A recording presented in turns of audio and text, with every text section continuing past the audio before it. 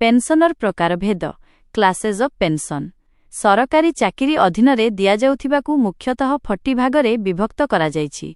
1 क्षतिपूरण pension compensation pension 2 असमर्थता pension इनभालिड pension 3 अवसर pension super एनुएशन pension 4 स्वेच्छाकृत नियमित अवसर पेंशन रिटायरिंग पेंशन 5 अनुकंपा भत्ता कंपासनेट अलाउंस 2 सविशेष विवरणी 1 क्षतिपूरण पेंशन कम्पेन्सेशन पेंशन जदि कौनसी सरकारी कर्मचारी पदवी को उच्छेद आबलिश करा जाए एवं तांकु अन्य कौनसी समान पदवी रे नियुक्ति दिया जाई पारे नाही तेबे तांकु एही क्षतिपूरण पेंशन प्रदान करा जाए।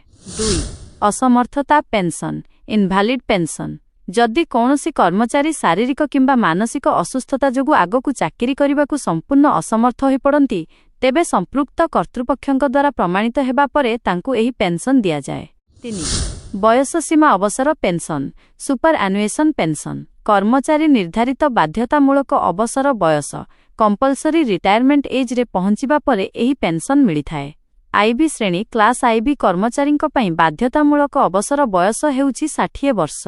4 स्वेच्छाकृत अवसर पेंशन रिटायरिंग पेंशन 50 वर्ष बयस पूर्ण हेबा परे किंबा 30 वर्षर योग्यतापूर्ण चाकरी क्वालिफाइंग सर्विस संपूर्ण हेबा परे ए कर्मचारी निजे चाकरीरु अवसर नहीं पारिबे किंबा बी जनस्वार्थ पब्लिक इंटरेस्ट दृष्टिरु नियुक्तिदाता कर्तृपक्ष तांकु अवसर नेबाकु निर्देश देई पारिबे।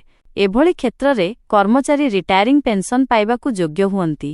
5 अनुकंपा भत्ता कंपासनेट अलाउंस जदि जने सरकारी कर्मचारी को चाकरीरु बहिष्कार डिसमिस और रिमूव करा जाए तेबे से तांकर पेंशन एवं ग्राच्युटी हरांती।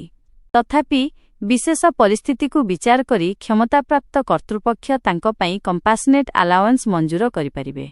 एही भत्ताटी क्षतिपूरण पेंशन किंबा ग्राच्युटीर 2/3 2-3 आरडी रु अधिक हेबो नाही। 3 अन्यान्य गुरुत्वपूर्ण नियम पृष्ठा उपरे थिबा बिंदु नॉमिनेशन सुरक्षा पॉइंट 11 कर्मचारी निजर नॉमिनेशन फॉर्मर कॉपी निज सुरक्षित हेफाजत रे रखिबा उचित।